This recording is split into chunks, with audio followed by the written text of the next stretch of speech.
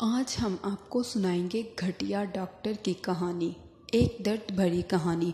وہ روزانہ آتی تھی میرے کلینک پر، سب سے آخری سیٹ پر بیٹھ جاتی تھی، اپنی باری کا انتظار کرتی، اپنے بعد میں آنے والوں کو بھی چیک اپ کرانے کے لیے اپنی جگہ دے دیتی۔ وہ آخری سیٹ پر پہنچ جاتی، عورتیں اپنی بیماریاں بتاتی، وہ غور سے سنتی اور ان سے سوال جواب کرتی۔ عمر کوئی 35 یا 40 کے قریب تھی، کپڑے قیمتی نہیں تھے مگر صاف ستھرے تھے۔ ملک کا مشہور ڈاکٹر رحمان شاہ ہوں، دن میں سرکاری ہسپتال میں ہوتا ہوں اور شام کو اپنے پرائیویٹ کلینک پر رات گئے تک بیٹھتا ہوں۔ میری پریکٹس خوب جاری رہتی ہے۔ لوگ کہتے ہیں اللہ نے میرے ہاتھ میں شفا رکھی ہے۔ میری فیس عام آدمی تک کی پہنچ سے دور ہے۔ میرا گھر میں انتظار کرنے والا کوئی نہیں ہے، اس لیے میرا زیادہ وقت کلینک پر ہی گزرتا ہے۔ بیوی 2 سال پہلے فوت ہو چکی ہے، جبکہ بیٹیوں کے فرائض میں ادا کر چکا ہوں۔ دونوں اپنے گھروں میں آباد ہیں۔ وہ لڑکی بلا ناغہ تقریباً 1 سے 1.5 گھنٹہ کلینک پر بیٹھی رہتی اور چلی جاتی، بغیر چیک اپ کروائے، دوائی لیے۔ آج میں نے ارادہ کیا کہ اس سے پوچھوں گا کہ وہ کرنے کیا آتی ہے۔ بی بی آپ آئیں۔ میں اپنی مریضہ کو دوسری طرف بٹھا کر میں نے اشارے سے اس کو بلایا۔ وہ پریشان ہو کر میری طرف دیکھنے لگی۔ میں آپ کو ہی بلا رہا ہوں، آئیں، اب آپ کی باری۔ وہ اٹھی اور تقریباً گھسیٹتے ہوئے قدموں سے میرے پاس آ کر کھڑی ہو گئی۔ میں نے اسے کہا بیٹھیے، وہ نہ چاہتے ہوئے بیٹھ گئی۔ میں نے اس سے اس کے مسئلے کا حل پوچھا۔ اس نے گلے صاف کیا اور دھیمے لہجے میں بولی، ڈاکٹر جی آپ بہت بڑے ڈاکٹر ہیں، میں غریب عورت آپ کی فیس ادا نہیں کر سکتی۔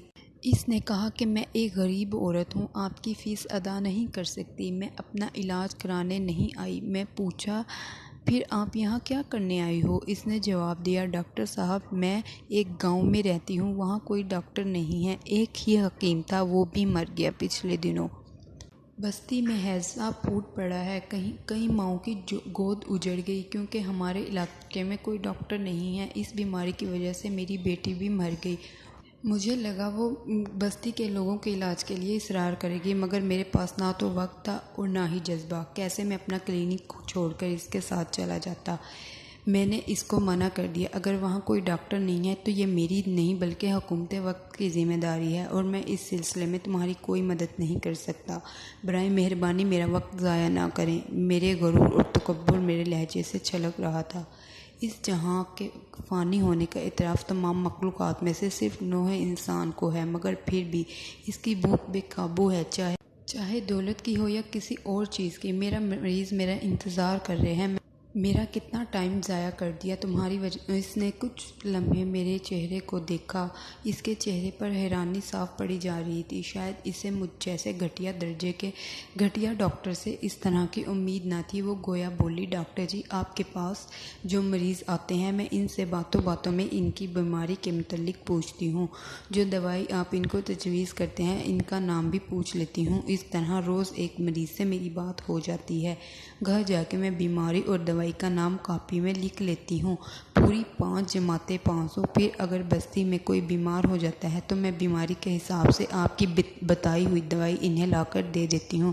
میری تو بیٹی مر گئی، مگر میں کسی اور کی بیٹی کو مرنے نہیں دوں گی۔